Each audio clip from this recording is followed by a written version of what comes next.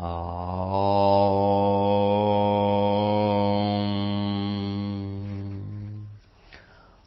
നമോ ഭഗവതേ വാസുദേവായ. ശ്രീഗണേശായ നമഃ. ശ്രീ സരസ്വത്യേ നമഃ. ശ്രീഗുരുഭ്യോ നമഃ.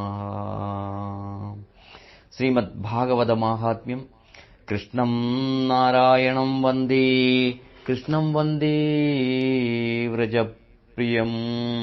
കൃഷ്ണം ദ്വൈപായനം വന്ദേ കൃഷ്ണം വന്ദേ വൃഥാസുതം. അസാരേ സംസാരേ വിഷയവിഷസംഘാകുലദീയ ക്ഷണാർദ്ധം ക്ഷേമാർത്ഥം പിബത ശുകഗാഥാതുലസുധാം. കിമർത്ഥം വ്യർത്ഥം ഭോ വ്രജത കുപതേ കുത്സിതഗതേ പരീക്ഷിത് സാക്ഷ്യശ്രവണഗത മുക്തിയുക്തികഥനേ. ആത്മഭാവങ്ങളെ മോക്ഷമാർഗം തേടിയുള്ള നമ്മുടെ യാത്രയിൽ ശ്രീമദ് ഭാഗവത മാഹാത്മ്യത്തിലെ 63 വരെയുള്ള മന്ത്രങ്ങൾ നാം വിചാരം ചെയ്തു കഴിഞ്ഞു. ഇന്ന് നമുക്ക് ചിന്തിക്കുവാനുള്ളത് 64 മുതൽ 67 വരെയുള്ള മന്ത്രങ്ങളാണ്. ഭാഗവത കഥാലാപം ആകുന്ന അതിന്റെ ആ സിംഹനാദം, ആ ധ്വനി കേട്ടാൽ തന്നെ പ്രളയം എന്ന് പറഞ്ഞാൽ നാശം പോലും ഇല്ലാതാകുന്നു, പ്രളയത്തെ പോലും ഇല്ലാതാക്കാൻ സാധിക്കുന്നു. കലിദോഷങ്ങൾ സകലവും ഇല്ലാതാകുന്നു. അതുപോലെ ഭാഗവത പാരായണം നിമിത്തം പരമമായ പ്രേമസ്വരൂപത്തെ അനുഭവപ്പെടുത്തുന്ന ഭക്തി ജ്ഞാനവൈരാഗ്യങ്ങളോടുകൂടെ വീടുതോറും ജനങ്ങൾ തോറും കീടിച്ചുകൊണ്ടേയിരിക്കും എന്നാണ് കഴിഞ്ഞ പാഠഭാഗത്തിൽ നാം മനനം ചെയ്തത്. ഇന്നത്തെ മന്ത്രങ്ങൾ നമുക്ക് നോക്കാം. നാരദ ഉവാച. വേദവേദാന്തഘോഷൈശ്ച ഗീതാപാഠൈ പ്രബോധിതം ഭക്തിജ്ഞാനവിരാഗാണാം നോദതിഷ്ഠത്രികം തുയത് ശ്രീമദ്ഭാഗവതാലാപാത് തത്കഥം ബോധമേഷ്യതി തത്കഥാസു തു വേദാർത്ഥ ശ്ലോകേ ശ്ലോകേ പദേ പദേ ചിന്തന്തു സംശയം ഹ്യേനം ഭവന്തോ മോഹദർശനാ വിളംബോ നാത്ര കർത്തവ്യ ശരണാഗതവത്സല. വേദോപനിഷദാം സാരാഞ്ജാതാ ഭാഗവതീ കഥാ അത്യുത്തമാ തതോ ഭാതി പൃഥഗ്ഭൂതാ ഫലോന്യതി. വേദവേദാന്തഘോഷൈശ്ച, വേദവേദാന്തങ്ങളുടെ ഘോഷണം കൊണ്ടും, ഘോഷിച്ചതുകൊണ്ട്, വായന കൊണ്ട്, ചൊല്ലിയതുകൊണ്ട്, വേദവേദാന്തങ്ങൾ ഘോഷിച്ചതുകൊണ്ടും. വേദങ്ങളും വേദാന്തം എന്ന് പറയുന്നത് ഇവിടെ ഉപനിഷത്തുകളാണ്. വേദങ്ങളും ഉപനിഷത്തുകളുമൊക്കെ ഘോഷം ചെയ്തതുകൊണ്ടോ, ഗീതാപാഠൈ ഗീതാ പഠനം നടത്തിയതുകൊണ്ടോ, പ്രബോധിതം ഉണർത്തപ്പെട്ട, ഭക്തിജ്ഞാനവിരാഗാണ് ഭക്തിയും ജ്ഞാനവും വൈരാഗ്യവും, നോദതിഷ്ഠത്രികം തുയത് നോദതിഷ്ഠത്രികം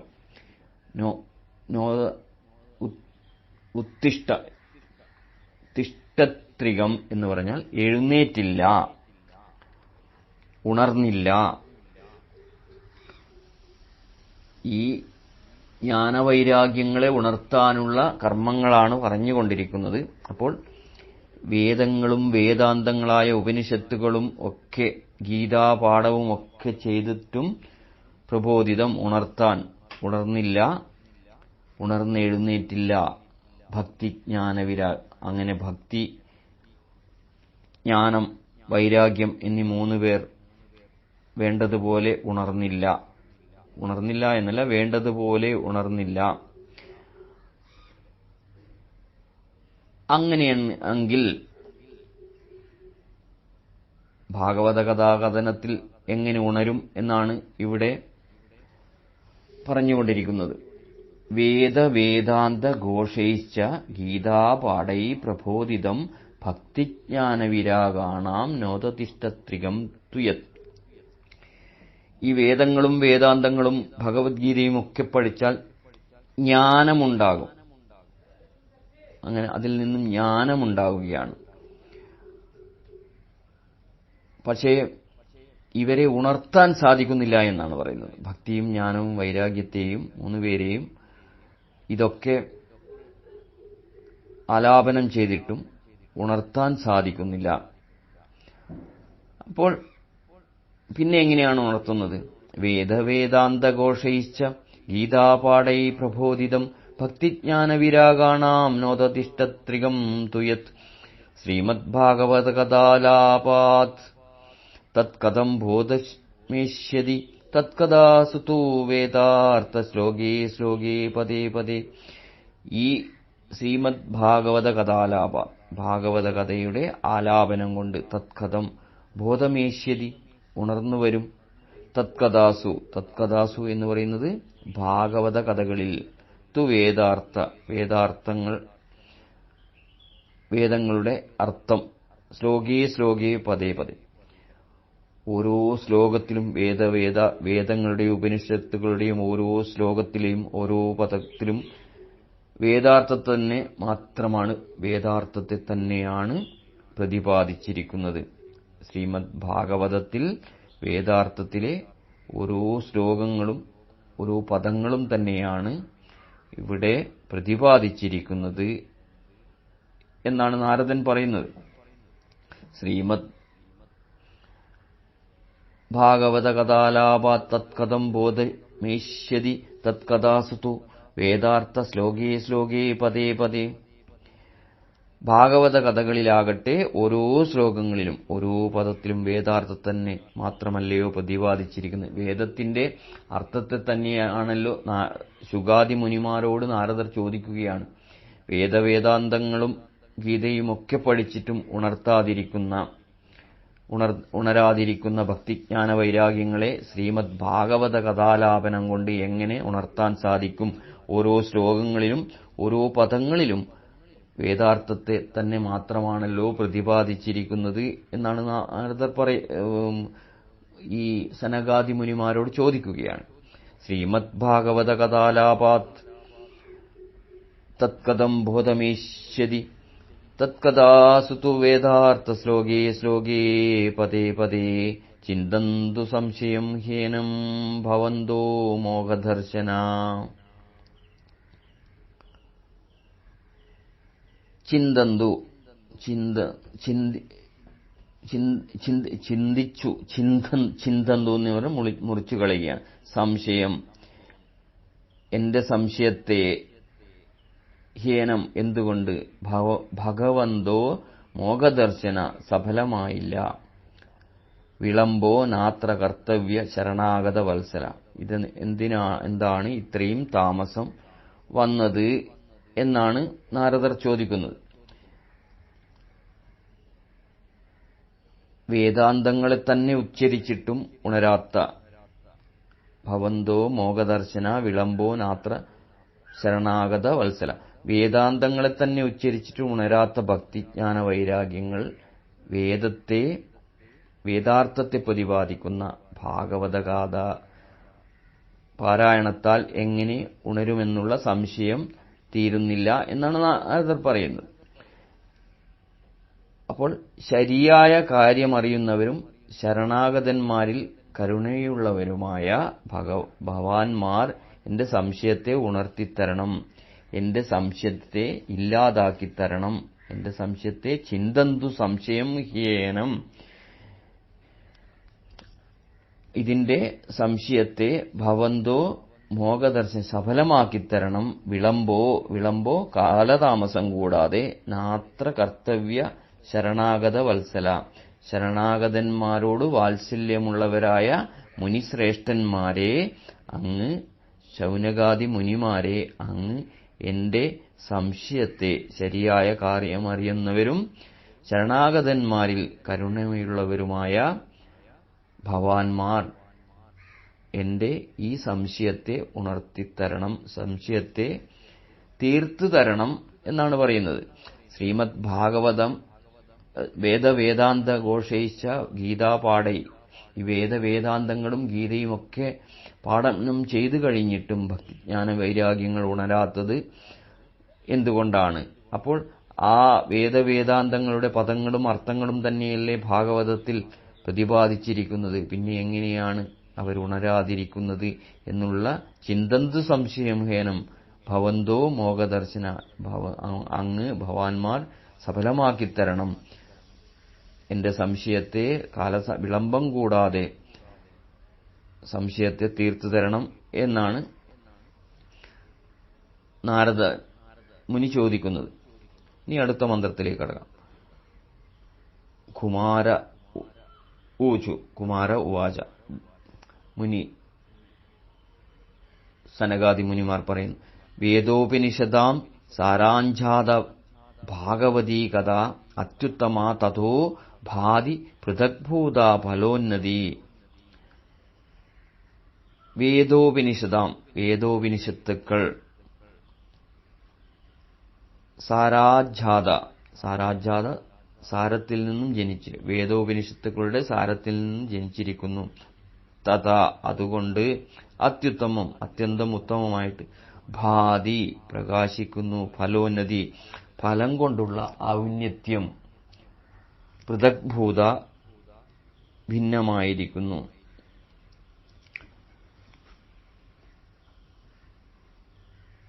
നാരദ മഹർഷിയുടെ സംശയ നിവൃത്തി വരുത്തുവാനായിട്ട് ശ്രീമദ് ഭാഗവതം വേദബാഹ്യമോ വേദാന്തർഗതമോ എന്ന സംശയം നിരൂപണം ചെയ്യുകയാണ് ഇവിടെ. നാരദർ ഇങ്ങനെ പറഞ്ഞതുകൊണ്ട് ശ്രീമദ് ഭാഗവതം വേദ അന്തർഗതമോ വേദബാഹ്യമോ എന്ന സംശയത്തെ നിവാരണം ചെയ്തു കൊടുക്കുകയാണ് ശൗനകാദി മുനിമാർ. വേദബാഹ്യമല്ല. കാരണം എന്തുകൊണ്ടെന്നാൽ വേദബാഹ്യമായാൽ പ്രമാണമല്ലെന്ന് വരും, ഇത് പ്രമാണമല്ലെന്ന് വരും. അതിനാൽ വേദബാഹ്യമല്ല, പിന്നെ വേദാന്തർഗതവുമല്ല. എന്തുകൊണ്ടെന്നാൽ വേദപാഠങ്ങൾ ചെയ്തിട്ടും ഭക്തിജ്ഞാന വൈരാഗ്യങ്ങൾക്ക് ഉണർവുണ്ടായില്ലല്ലോ. വേദപാഠങ്ങൾ ചെയ്തിട്ടും ഭക്തിജ്ഞാന വൈരാഗ്യങ്ങൾക്ക് ഉണരാത്തതുകൊണ്ട് അത് വേദാന്തർഗതവുമല്ല എന്നാണ് ഇവിടെ ശൗനകാദി മുനിമാർ. അതുകൊണ്ട് ഇത് വേദാന്തർഗതവുമല്ല എന്നും പറഞ്ഞുകൂടാ എന്നാണ് പറയുന്നത്. പിന്നെയോ വേദങ്ങളുടെയും വേദങ്ങളിൽ ജ്ഞാനകാണ്ഡമെന്ന് പ്രസിദ്ധപ്പെട്ടിരിക്കുന്ന, വേദങ്ങളിലെ ജ്ഞാനകാണ്ഡങ്ങൾ എന്ന് പ്രസിദ്ധപ്പെട്ടിരിക്കുന്ന ബൃഹദാരണ്യം, ചാന്തോക്യം, തൈതരീയം മുതലായ ദശോപനിഷത്തുക്കൾ, ആ വേദങ്ങളുടെ ജ്ഞാനകാണ്ഡങ്ങളാണ് ഉപനിഷത്തുക്കളായ ദശോപനിഷത്തുക്കൾ. ദശോപനിഷത്തുക്കൾ ഈശം, കേനം, പ്രശ്നം, ഘടം, മുണ്ടകം, മാണ്ഡൂക്യം, ഐതരേയം, തൈതരേയം, ചാന്തോക്യം, ബൃഹദാരണ്യം, ഇങ്ങനെയുള്ള ഈ 10 ഉപനിഷത്തുക്കളാണ് ജ്ഞാനകാണ്ഡം എന്ന് പ്രസിദ്ധപ്പെട്ടിരിക്കുന്നത്. ആ വേദങ്ങളുടെ സാരത്തിൽ നിന്ന് ഉണ്ടായതാണ് ഭാഗവത കഥ. അതുകൊണ്ട് ഭാഗവത കഥയുടെ സ്വരൂപം തന്നെ മാറി. അതുകൊണ്ട് തന്നെ ഫലത്തിനും ഔന്നത്യം കൂടുതലായി വരുന്നു. ആ വേദാന്തങ്ങളുടെ അജ്ഞാനകാണ്ഡമാകുന്ന ദശോപനിഷത്തുക്കളുടെ സാരത്തിൽ നിന്നാണ് ഭാഗവത കഥ ഉണ്ടായത്. അതുകൊണ്ട് തന്നെ ഭാഗവത കഥയുടെ സ്വരൂപം തന്നെ മാറി. അതുനിമിത്തം ഫലത്തിനും ഭാഗവത കഥാ ശ്രവണത്തിനും മനനത്തിനും ഔന്നത്യം കൂടി. അതുകൊണ്ടാണ് ഭാഗവത കഥ അത്യുത്തമമെന്ന് പറയുന്നത്. നാരദരുടെ സംശയത്തെ ശൗനകാദി മുനിമാർ തീർത്തു കൊടുക്കുകയാണ്.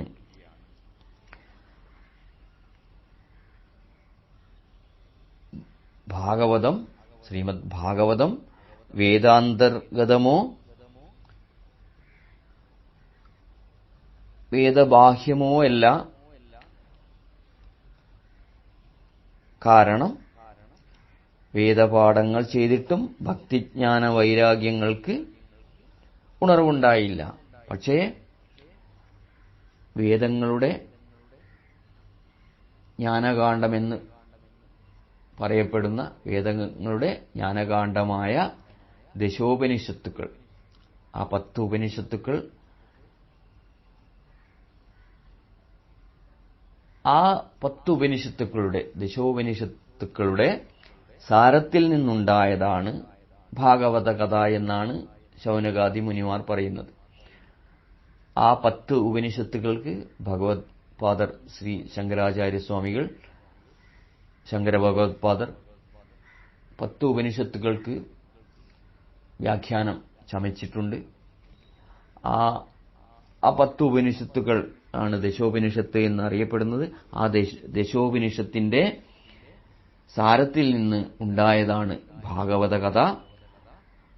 അതുകൊണ്ട് ഭാഗവത കഥയുടെ സ്വരൂപം തന്നെ, അതിന്റെ രൂപം തന്നെ, അതിന്റെ സ്വരൂപം, അതിന്റെ മഹത്വം തന്നെ മാറി, അതിന്റെ സ്വരൂപം തന്നെ മാറി. അതുനിമിത്തം അതിന്റെ ഔന്നത്യവും ഭാഗവതത്തിന്റെ ഔന്നത്യവും കൂടുതലായിരിക്കുന്നു. അതിനാൽ ഭാഗവത കഥ അത്യുത്തമമെന്ന് പറയണം എന്നാണ് ശൗനകാദി മുനിമാർ നാരദ മഹർഷിയോടെ സംശയത്തിന് മറുപടിയായി ഇവിടെ പറയുന്നത്. നമുക്ക് ശ്ലോകങ്ങൾ ഒന്നുകൂടെ ചിന്തിച്ചുകൊണ്ട് ഇന്നത്തെ പാഠഭാഗം നിർത്താം. ആ നാരദമുനിയുടെ സംശയത്തെ വിശദീകരിച്ച് മനസ്സിലാക്കുക. നാരദർ ചോദിച്ചത് വേദവേദാന്തങ്ങളും ഉപനിഷത്തുകളും ഗീതയും ഒക്കെ പഠിച്ചിട്ട് ഉണരാത്ത സ്ഥിതിക്ക് ഈ ഭക്തിജ്ഞാന വൈരാഗ്യങ്ങൾ എങ്ങനെ ഉണരും? ഭാഗവത കഥയിലെ ഓരോ ശ്ലോകത്തിലും പദത്തിലും വേദാർത്ഥത്തിൽ തന്നെയാണല്ലോ പ്രതിപാദിച്ചിരിക്കുന്നത്. ആ വേദങ്ങളെ തന്നെ ഉച്ചരിച്ചിട്ടും ഉണരാത്ത ഭക്തിജ്ഞാന വൈരാഗ്യങ്ങൾ വേദാർത്ഥത്തെ പ്രതിപാദിക്കുന്ന ഭാഗവത പാരായണത്താൽ എങ്ങനെ ഉണരും എന്ന സംശയം തീരുന്നില്ല. അതിനാൽ ശരണാഗതന്മാരായ ആശ്രിതവത്സലന്മാരായ മുനിമാർ, അങ്ങ് എന്റെ സംശയം തീർത്തു തരണമെന്ന് പറഞ്ഞപ്പോഴാണ് ശൗനകാദി മുനിമാർ പറയുന്നത്, വേദങ്ങളുടെ ജ്ഞാനകാണ്ഡമാകുന്ന ഉപനിഷത്തുകൾ 10 ഉപനിഷത്തുക്കളുടെ സാരം തന്നെയാണ് ഭാഗവതത്തിന്റെ സാരം. അതുകൊണ്ട് അത് അത്യുത്തമമാണ്, മഹത്തരമാണ്. അതിനാൽ ഭാഗവത കഥാശ്രവണത്തിലൂടെ ഭക്തിജ്ഞാന വൈരാഗ്യങ്ങളെ ഉണർത്താൻ സാധിക്കും എന്ന് ശൗനകാദി മുനിമാർ നാരദരോട് പറയുന്നു. വേദവേദാന്തഘോഷൈശ്ച ഗീതാപാഠൈ പ്രബോധിതം ഭക്തിജ്ഞാനവിരാഗാണാം നോദതിഷ്ഠത്രികം തു യത് ശ്രീമദ്ഭാഗവത അലാപാത് തത്കഥം ബോധമീഷ്യേതി തത്കഥാസു തു വേദാർത്ഥശ്ലോകേ ശ്ലോകേ പദേ പദേ ചിന്തന്തു സംശയം ഹ്യേനം ഭവന്തോ മോഹദർശനാ വിളംബോ നാത്ര കർത്തവ്യ ശരണാഗതവത്സലാ. വേദോപനിഷദാം സാരാഞ്ജാത ഭാഗവതീ കഥാ അത്യുത്തമാ തതോ ഭാതി പൃഥഗ്ഭൂതാ ഫലോന്യതി.